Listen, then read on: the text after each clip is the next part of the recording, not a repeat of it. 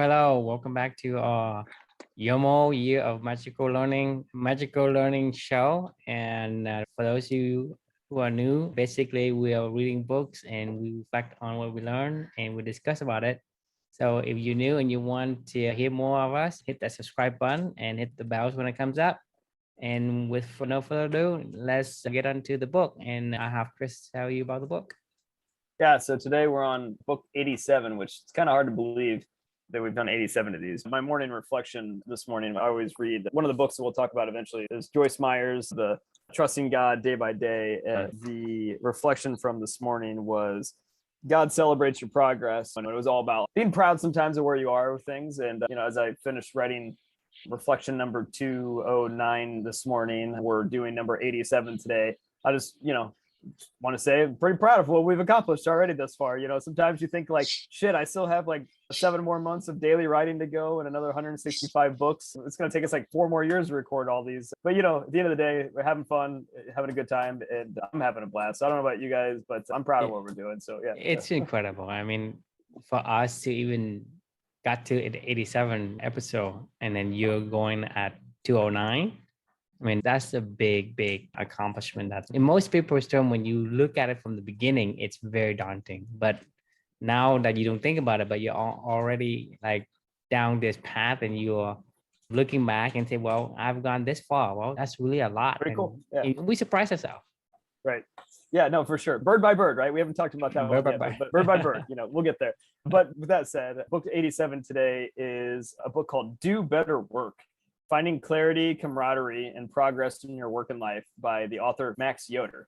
So this book is actually kind of a unique book for me because it's I don't know if I want to call it personal, but I actually know Max Yoder. Max Yoder is a general acquaintance, I would say. We work in the same industry, live in the same city. He's the founder of a small startup here in Indianapolis called YOML, which is the company. I have a few friends who work there, and my friends love working at this place. So we talk a lot about like culture. We talk a lot about building meaningful work and meaningful relationships. Well, I got to take a step back and say, there are places that exist today, and Lessonly is a great example of that. I kept hearing from my friends over and over again, like just how amazing Max is and how much he really cares about everybody and how much they feel like their work is meaningful and they've developed so many great relationships. I felt like it was, I owed it to him to hear his words, right? To read his story. He wrote a small short story about what doing better work means to him and how he crafts that philosophy that they all live by. And, I thought it was an interesting book to try to read. So my reflection from this particular one is values are the operating system of every great culture. What really struck me first and foremost is when I was reading this book, it wasn't about the words that Max said. It wasn't about like the philosophies that he shared or his own, what meaningful work meant to him or what even doing good work even means in general. What I really personally valued is when you zoomed out in the macro structure of this whole entire book, what Max really did was he wrote down their values of Lessonly, of their culture, of the culture that he was trying to build. He went through and he was like, look, this is what we care about here. And this is how we're going to act. This is how we're going to behave. And these are the things that matter in this culture, in this environment, the people that we hire. It's like a propaganda basically for any new hire that comes into there. They give them this book, it's their job to read it and share what they learn with other people. If you have any questions and you want to know how Max is going to dictate an answer or something like that, like here's an answer. He wrote a book for you guys. You understand what really matters in this culture. And it just made me start to think about great cultures throughout time. They're always built not just with values in mind, but with values in action and how you guys dictate the course of your action, setting those ground rules. You think of places like the Catholic Church, they have the 10 Commandments, right? Bridgewater Capital has Ray Dalio's books, the book Principles, right? Patagonia, another book that we read on this journey, Let My People Go Surfing by the CEO there, Yvonne Chouinard. And Lessonly has Do Better Work by Max Yoder. I really appreciate that he took the time to write down their values. You don't see that very often, especially with smaller growing companies. Maybe in larger companies when the CEOs get really big and they want to reflect back on their memoir of how they got to where they got to. Like Max did this from the beginning and he did this with intention in mind and he built a great culture. Unfortunately for us, in my view, he built such a great culture that they got acquired and that culture kind of no longer exists anymore. But, that's what we're trying to solve for with Clubany, is to not have great leaders and visionaries like people like Max have to get rid of their culture just because their business got acquired. We want to make sure that within the Clubany ecosystem, his idea of what doing better work is and the values that he cares about and the mission that he wanted to go build can be there forever. And that's kind of what we're setting out to do. All that said, at the end of the day, values are a fundamental part of every great culture, and Lesson is doing a great job. I really appreciate Max and everything that he's putting out there into the world. So yeah, I'll pause. Love to get your guys' thoughts, just general concepts around what makes a business great, best places you've ever worked at, what are the worst places you've ever worked at, whatever comes to mind, I guess. I'd love to get your guys' thoughts. You want to go first now? Sure. Well, because that your synopsis made me think about readings and just talking about, like, when people say it is really important to have good leaders, because not everybody can come into leadership as easy. Some people can come into leadership easier because of, just circumstances that get them there, and just the responsibility or the due diligence people can do in acquiring good leadership skills, and then creating a great place for people to work and a great place for people to enjoy their lives. And that's something I'm trying to do with Snow Farm Creamery. But it makes me think about my principal at New Roots, how she is pretty yielding to what I'm interested in doing. But it'll be interesting to see as we have a conversation for next year how it goes, because I'm kind of really wanting to be out of the classroom more and into our vegetable garden and doing that work there. Places that I have really enjoyed working at is just, there's definitely a shared trust. Trust really comes to the forefront, and there's also an openness, and good communication. So yeah, I think that's great to hear about Lessonly, and I think it is unfortunate to hear that they did not sell out but got acquired, but it's maybe not surprising that the values and the culture crumbled under a change in leadership, because the classic saying, a new broom sweeps clean. So when a new person comes in, they are going to change things around. And that's honestly a shame of the corporate world, in my personal opinion. This is one of the missions that I'm after to try to solve, and what Drew and I are both after trying to solve, is like, this culture should never die. If your culture is great, like, and it's thriving and growing and attracting more people, it should never leave. Like, we live in the only time in the history of the world where cultures rise out of nowhere and become these meteoric, they go from zero to Uber, like literally in Uber. And then, within 7 years, 10 years, they're gone as well. They get acquired, they get bought by somebody else, absorbed into some other culture. Understood the power of culture and been able to manipulate it to turn it into commerce, but then they just disappear. Like, I mean, just think about like these brands that just come and go. This is people's lives. Like, these people that work at these places, they had meaningful work. They loved their leader. They loved working for Max. When I worked at Angie's List, we had a meaningful work and a meaningful relationship culture going on. We loved working for Bill Osterley. When Bill left, it all went to shit. Like, I mean, and then we got acquired, and then it even further went to shit, and it sucks. Like, you watch these amazing cultures get built, scaled, grown, all for what? To get sold? Like, I mean, that sucks. Like, I mean, these are people's lives, and like, we want to change that. Like, I hate that Max Yoder had to sell his business, because one of my closest friends works there, and I've asked her many times, how does she feel about this? And she was like, look, the day that Max wants to start another anything, I'm in. I will drop at the drop of a hat. I will be there. But the problem is, it's really hard to do what Max did, even to get it to the level that it got to build such an amazing place. Like, it's not easy to build a culture. Yeah, well, exactly. Well, you can't buy a culture. I mean, culture's created over years. It could take a lifetime to build a great culture that you want to build. Max had figured out at an early age, like, got to live by values, and we got to build our culture around these values and live it every single day. And he did a great job, and it made people feel good. It made people feel fulfilled, and it provided them with meaningful work opportunities and meaningful relationships. And that's what it's all about at the end of the day, not getting sold, not about money. So I'll get off my soapbox, but yeah, I mean, I just hate seeing culture. Yeah, okay. So I want to make a conjecture here. So for me, in my opinion, again, like everything else, I don't know shit. So in my opinion, I don't think Lesson got acquired because they have a great culture. They got acquired because they did great work, and the companies out there wanted the great work. Yeah, created value in the marketplace. They create a lot of value in the market, and the value created by Lesson is meteoric, right? It's great. That's why they get acquired. People acquire for the value. But with that in mind, the reason why they got really, really high value is because they have great culture. But that's something that the buyers don't understand. That's why when they acquire Lesson, they start to changing and they start to sweeping stuff. So that's why my conjecture say the buyers are not buying the culture, they're buying the values. Because if they bought the culture, they would have kept everything. Because yeah. right? Because if you think about it, hey, you know, I want this machine or this unit that's making a lot of values or golden goose or whatever you want to call it. And then you come in and say, hey, no, I don't think I like the neck. Let's chop the neck off and see, right? You're changing the entity that actually gives you the golden eggs.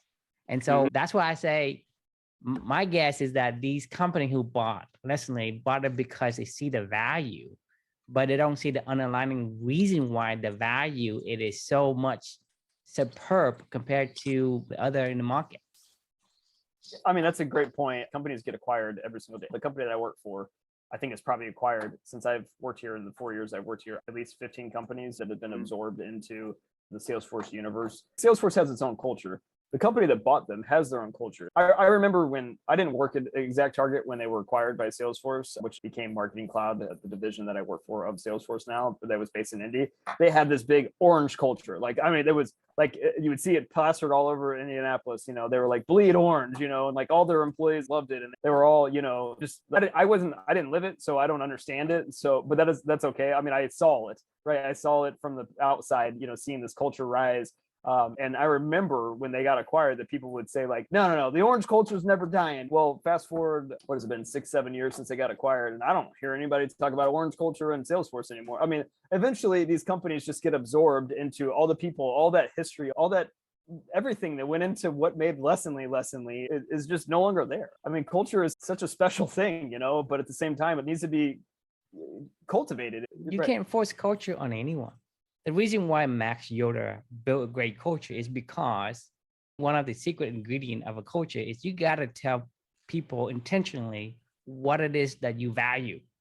That's what this book is. Like, literally, it's not in subtle telling you. Right. It's just overt. This is what it is. Like, you need to declare, because the thing is, there are going to people who's going to say, well, that's a value that I'm attracted to, or the value that is going to repel me. So you're going to repel the one that doesn't like and doesn't align with the culture that you declare that you want, right? And so you're going to attract the one that's going to be compatible. That's how you build great culture. And that's my conjecture. That's my opinion. Yes, you can slice it however you want. But for me, the moment you declare it, you say, hey, this is what I want to do, and you live it. So in essence, you pick and know your values, know what you want, what is important to you, and you live it. Once you do that, you're going to get the people that wants to be there, and you're going to repel the one that does not want to be there. If someone doesn't value the culture or the values of Salesforce, they're going to get repelled from Salesforce, regardless of whatever you say. There's going to be somebody who say, hey, it sucks. That's yeah, that's true. Right. And so for me, I think it's like, once you declare that, it's easy for you to know who should be in and who should be out. But if you are ambiguous in what you intend to do, then no one knows. So they can't really run away from you, and they can't really attract you. So you get a hodgepodge of everything. So it's nothing. And so to be a leader is not hard. It takes time, but it's not hard, because all I have to do is you know yourself, right? And you live the values you declare, somebody will follow you. Once you have a follower, you become a leader. That's just the way that, in my mind, how the definition of a leader is. A leader is not a position. It's not something that somebody put you on, you know, hey, I'm a manager, or I'm a supervisor or director. That does not make that person a leader in my definition. And so for me, as long as you live your values and people going to resonate with that value, and they say, hey, that's something I want to follow that person, then you become a leader. So a leader is, I don't think it's hard. It's not complex. It's not easy, but it's not complex. It's just like, do you know your values? Can you live your values? So you have to be authentic with because if you say, hey, I want to be this value, that value, I want to be honest, I want to be transparent, whatever, and you don't live it, then people are going to say, hey, you know, they're going to know. Therefore, it's not going to jive. But if you declare, say, hey, this is who I am, right? This is what we want to do. This is how we behave. And you declare and you reiterate it, right? You're going to create and attractions to people who love those values as much as you do. Therefore, you have a bunch of people that align with that common values. Then whatever you do is going to be much, much better just because you have the mission. You feel so much pride in the work, you're going to give it your all. Whatever it is you do, you're going to give it so much more than someone will say, hey, do this, do that. So a lot of companies, they don't have a declared value. They just say, hey, just let people be who they are. At the end of the day, no one knows. For example, you and I, if you and I don't tell each other what we value, right? I'm guessing. If I'm guessing your values, probably the chance of me guessing is going to be wrong. Right. Not probably. You will be wrong. Right. There's no way you could ever know what's going on in somebody else's mind. Yeah, and true. I think you're right, because like people have to live a certain way, and so you need to give them that guidance, I think, at a company or at an organization, because you have to give them something to live into. Otherwise, they're just kind of doing their own thing, and you won't ever end up having an overall poll of everyone living towards those same values. Exactly. Because the people doesn't know, and they're going to be attracted to whatever you told them that you hold the value. Say, hey, I'm a family man or whatever. Then other family guys, like, it's going to be, hey, I want to hang with this guy. But then it turns out, I'm a faker, right? What then happens to that, right? You lose the trust. So the trust and communication right at the get-go, right? But like, how do you build trust and communication? Exactly. You do what you say you want to do, I mean, like, right. and you communicate that to other people. Exactly. So those trust and communication comes in only after you are authentic to yourself and you live the value you declare that you want to uphold. And only then that the value great culture will begin to form. Because if you form a culture based on some non-existent that you just pick up and you don't live, it's not going to last. It's going to get dispersed. And so, yes, culture is not easy to create, but it's not complex. All you have to do is you build that, and over time, you're going to attract the right kind of people to your group. And once you have that and you have the mission, it's just like, if I were to build a wall, right? I'm going to lay bricks, right? Am I building a wall, or I'm building a defense structure for my family and my friends, right? If I have a mission like that, then the bricks I lay on there is going to be so much better than a brick hand. Just build a wall and get some money and go, right? I'm not a mercenary. But once I have a mission, have a value, have a goal to achieve, have a purpose, exactly. Then the work I put in is a different perspective. It's a whole lot more intent and purpose. I think you hit the nail on the head with the words mercenary versus, missionary, right? Like, it's I mean, most of corporate America, especially when you get into the levels of, the size of the company that I work at, or like other larger, enterprise level, like GM or Ford or something, or United Technologies or whatever it may be. Like, when you get to size companies that are like that, like man, everybody's a mercenary there at that point in time, right? And being a mercenary can be fun. It can be rewarding. You can make money. You can enjoy the fruits of your labor. But it goes back to what we talked about with 1776, a couple books back. Purpose always prevails, right? The British soldiers were mercenaries. So they didn't give a shit. They literally went there to collect tax money. When you had people that were passionate about freedom and a mission that they were on, if you don't have that mission behind you, or the vision or the values to anchor onto, to push you forward, it'll all crumble really fast. If you had to tell me today, like, this is my life for the rest of my life, get passionate about it, I couldn't do it. I'd be miserable. I don't want to be a mercenary for everything. I want to be a missionary, like you said. So if there's one thing that I will vow to fight for, I never want to see people like Max Yoder and the amazing leader that he is, and the amazing culture that he can build, and all the purpose that he gave to so many people. I want to build a world where that doesn't have to happen. Max does not need to sell his company. Like, no matter what, it can live on forever. Even if the company, what they're building, no longer exists, the culture that Max built should exist and should be able to go pivot and go to something else completely different. They can go do whatever they want to go do. Money should not have anything to do with the path that the culture takes. Is it a tradition, or that's the ecosystem that we have today? He did what he had to do. He had investors, and he had to make money. He's also thinking that he can keep his culture, which is a mistake. You don't know that. Yeah, I don't know that I mean, but I get where you're going with that, but I don't know that. You're talking about blood orange culture. Well, that's what they believe. Right. But that doesn't happen because the culture of whoever is acquiring is going to say, hey, this is a culture. And regardless, whatever value you have, it's going to become a culture. It's just, do you resonate with the culture? And the people from a different culture will not be able to be assimilated. They're going to get repelled. They're going to quit, or they're going to move on to something else. A lot of people say, hey, I want the benefit of having a cash out on my startup and I want the money, but because I think this company and our company culture could coexist, and that whatever I build, it's still going to be there because it could sell to any highest bidder company.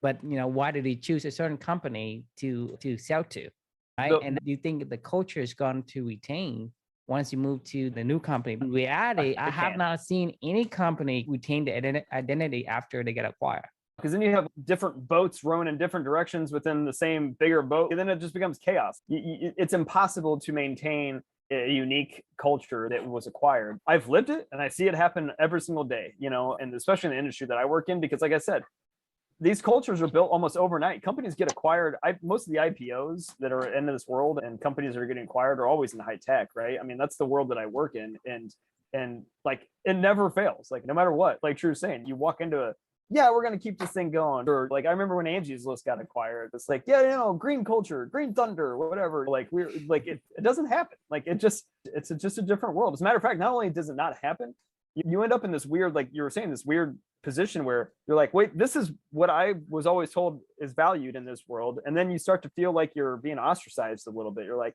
what you used to value and what the work you used to do was valued in a previous ecosystem. It is no longer valued in that. So you either adjust, become a mercenary, and just say, this is the new culture that acquired me. Here's my values. Just check them at the door. You either assimilate the new values or you're going to get alienated.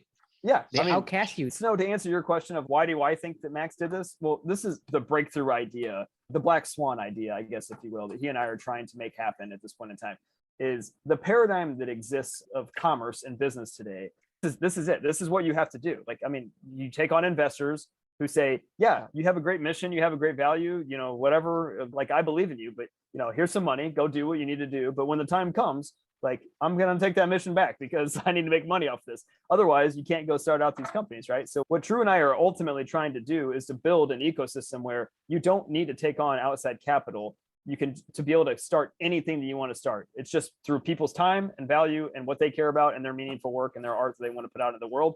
And then whatever you guys create, you guys own it. We share it amongst ourselves. And then if we want to sell it, we sell it, fine. But that doesn't mean that the culture dies with it. So I just want to just back up to large investments or investments that they aren't capable of paying back easily or something. Well, no, not investments that are, everybody can pay back an investment, I guess, through selling it or whatever it may be. When you put money into a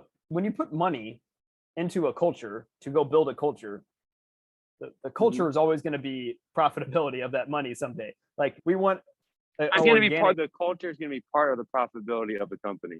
Right. But the culture always was about making money. Every for-profit business that exists in this world today exists for only one reason. It is, they may tell you that they have some mission or a purpose, but really at the end of the day, it's about making money. Disagree. Like, not a for-profit business. You might say like the Catholic Church or something like that. Yes, that absolutely, if you want to call that, sure, 100%. But then that's a nonprofit world. You can't mix meaningful work and commerce and things like that into it. We're trying to hybrid to this new world. Why do you disagree? Oh, because I think people start businesses because they want to provide a service and make, obviously I get it, it's reality. People do have to make money.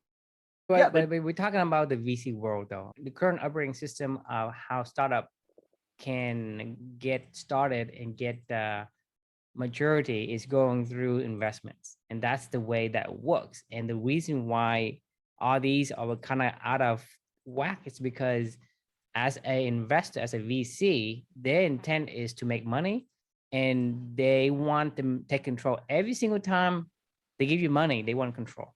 And that control, that ideology is creating this chaos. And I think, you can still take money, but you need to have a different paradigm, meaning like money isn't the first thing and it should be the almighty controller of everything. If you put culture over the money as a secondary priority, then that culture will live. But if you continue to believe in the same operating system that we have today, then everybody who puts in money wants to control how things should be done. Well, right? yeah, I mean, but that's what investors do. It's a hands-off approach. Otherwise, they would just work for the company. At some point in time, they might say it's a hands-off approach, but at some point in time, they will come calling for their money. Like, I mean, nothing is for free. They might say, go live your culture, go do your thing. But that's the thing though. In VC, there is not a lot of hands-off approach. They might be hands-off, but doesn't mean that someday they're not going to say they want their monny. Like, there's a lot of investors invest in Nike. What do you mean? That's actually, hang on. That's not even hands-off.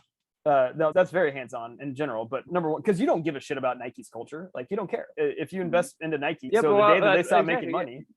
But I'm just saying investors can be hands-off or hands-on. Depends on their own interest. Yeah, but okay. So here's the thing with the purchase of the stock. That's why everybody say, hey, stockholders meetings and all that. That's what they go for. As long as you, I mean, it's like playing with people's expectations.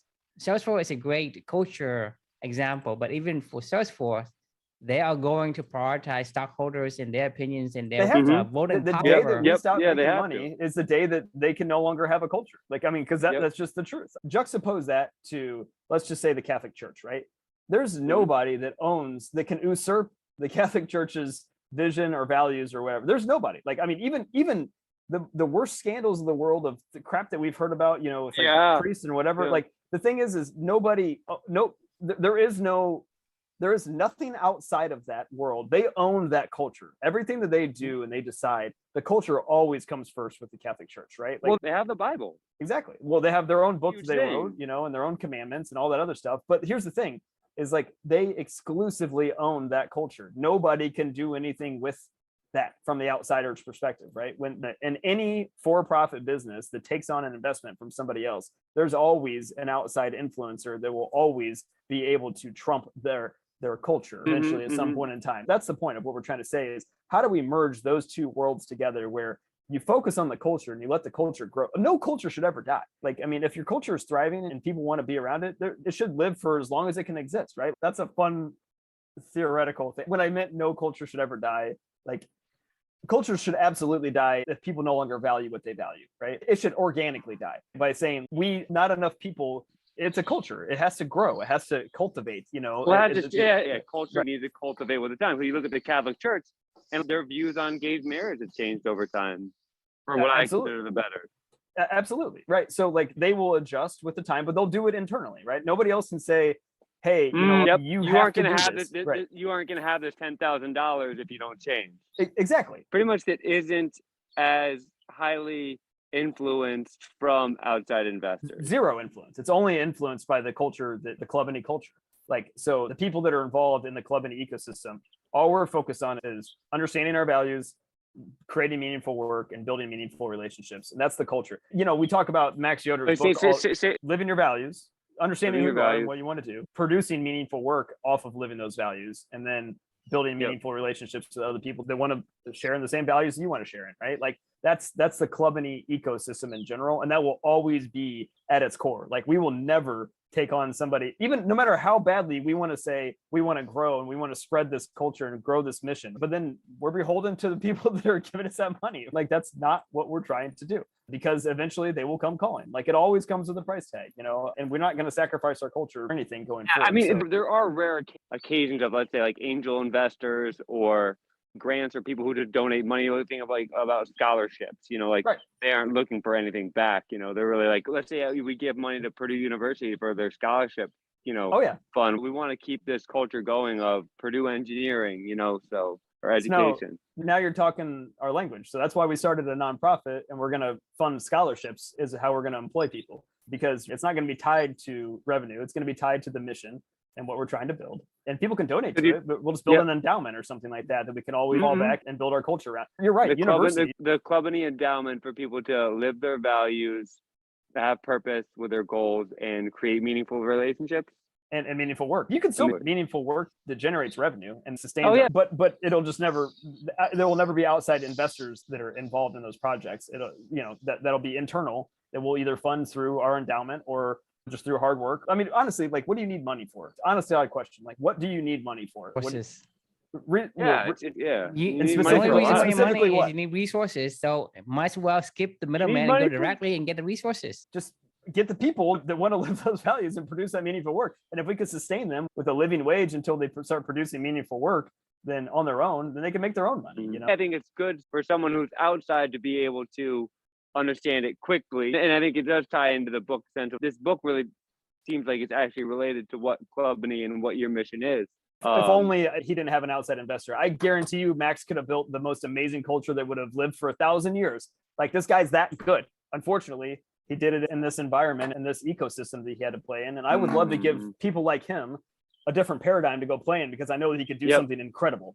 I mean, there's not much to it, to my knowledge. I mean, they had another company that offered them a lot of money for this thing, and they had investors. Investors, at the end of the day, I'm pretty sure said, this is too good of an offer to pass up. We get to exit out of this and make a lot of money. And like, that's, I mean, so the investors were almost the one who called the shot rather than Max about letting the company go. I'm sure they did. I mean, there's no way, if Max could do this on his own, they would have never sold Lessonly. But Max probably never would have had a chance to start his culture either. Without the and investors. funding. The weird dynamic of this whole entire world, right? It's like people give you this money and they say, Max, you can build an amazing culture. Go do that because of who you are. And then he does it, right? And then they make their money. But then everybody that, it's like that experience almost didn't happen, right? Like, I mean, that's what I said. We live in an unprecedented time in humanity of cultures that just spring out of nowhere that are so impactful, but then they just disappear. Yeah, like great cultures that could continue to have good impact on people die too quickly because of the structure of investment, of profitability in business. And because like businesses are what create culture. Sure, you can create a culture. Let's say you have a sporting club or a golf club, but everybody needs to go, not everybody needs to go to work every day, but most people need to go to work every day, right? So the ability to create culture, a job, is way more impactful compared to a sporting club, which people can just do in their free time. I don't think that culture around that sporting club, that's an economy on its own. Well, that's an amazing culture. Does. Yeah, definitely. Yeah. I think the point is culture matters, right? Like culture is important. Can you imagine if Manchester United just disappeared tomorrow and they were like, you know, hey, Manchester United no longer exists. You're like, well, no, like the Red Army will never die. Well, no, it's gone. That's what happens in the corporate world every single day. Yeah. Or the Packers, right? What if the Green Bay Packers? The Cheeseheads? No. I mean, can you imagine that culture just disappearing tomorrow? Like that's what the whole NFL would have to crumble, right? Like, I mean the whole, and even then, I don't even know that it would Houston Oilers, for example. There you go. They did crumble. Right. But you make a good point though, because like, I mean, like a culture like the Packers, that doesn't change. Does that really change when ownership changes? No, the city actually owns the team. I mean, they have individual, and they all care about cheeseheads. They all share values around. It's cold weather football. It's Lambeau Field. It's whatever they're Vince Lombardi. Like it's the I mean, they care about this stuff. It's their pride, right? You know. Yep. I mean, I bet you money. Even if the NFL dispersed, I bet Lambeau Field. I mean, I bet the Packers would still exist. They would find somewhere else where they would exist. You know, if as long as somebody cares about football. It's like. I mean, cultures or values really bring people together, like a shared understanding and just and I think, you know, the third thing or whatever I was talking about, what makes a great place to work at is, you know, care of each other. Yeah, for sure. And I think it's like, you know, look like the Packers culture. They all care about each other, you know, like meaningful relationships. That's what I call meaningful relationships. Like trust and communications, right? The moment that you live your core values, you're going to find other people who are similar to you. When you look at them, you look at yourself. Right? And so when you find people who are very common to you, very relate to you, for whatever reason, you build that connections. That connections creates that caring, right? Because I don't know about you, Chris, but yeah, I care for you because I know you. I know you enough, right? That I care for you. Say, yeah, he's a good guy, right? So because of that, right, you have a deeper connections with that person. And same thing with trust, because if I say something and I do it, right, that gives him confidence in me to, hey, this guy is this. He says what he does what he said, right? And so it comes with the, hey, you know, I trust that guy. He's really authentic. He communicated clearly that this is how he behaves, right? He's not putting a veil over my head. Therefore, when you have that, because you care for yourself and other people who are like you want to care for them too, just because they remind you of you. Yeah, you see them. It's almost like you're looking in a mirror. It's like if you see somebody who's like you, you're gonna want to end up taking care of them. Right, 100%. because Like taking this, care of them is taking care of yourself, and I think that comes in with the genes that we inherited. Well, that's how we, are conditioned for over a million years to behave. and there's 200 other people that would probably come with her in a heartbeat as well, and they don't even sight unseen. They'd be like, I care about these people. Yeah. I want to be wherever this is happening next. And the sad truth is, like, I experienced that at Angie's List. There's probably 150 people that I worked with in my time at Angie's List where we had that same kind of shared values and we built meaningful relationships together. If they all wanted to go start a startup somewhere, I would be there in a heartbeat. I would go work with those people again, and I miss it. I miss working with them. I've never been able to replace that ever since that whole entire culture kind of crumbled, I guess, a little bit. 99.9% of the time, those cultures, once they're gone, they're gone. Like, I mean, the people, all those 250 people that worked at Lessonly, like that now work at Seismic, the company that bought them or whatever, they'll disperse over time. They'll remember fondly all the amazing culture and Max doing whatever. I mean, it just really just eats at my core, that they had purpose, they had meaning, they had meaningful work and meaningful relationships they were doing. And now it's just poof, gone, and it's like, that sucks. That's a shame. I mean, I want people to be able to have that for as long as they want to have that. I want people like Max Yoder to be able to build cultures that don't just stop at 300 people. They should stop whenever they hit a point where people, like we said with Nazis or whatever, where society goes, these values are fucked, and then start to come backwards and the culture starts to die. But I don't think, obviously Max wouldn't have done that, but I'm saying I want him to grow that thing as big as he possibly can. Maybe 1 billion people work in the Lessonly universe. He probably could have done it over a millennia or whatever, and what he started. But the problem is it's no longer there, and I hate to see that. So I think that's all I got. I think so, we went far enough. Yeah, no, that was a fun conversation. Thanks for humoring me on this one. This is obviously something I'm really passionate about. So the question we can leave, and true as well, obviously. So the question we can leave with everybody is, with understanding how important values are and cultures are, what's the operating system of your life? What are your values that dictate, that you've written down, that determine how you're going to operate to be that leader that other people want to work together with you to build meaningful relationships around those shared values and produce meaningful work around those shared values? So it's something to think about. Leave any comments, and we'll look forward to catching up tomorrow. Yeah, and is that what you want? Do you want to be a missionary or you want to be a mercenary? What path should you choose? And with that, we'll see you next time.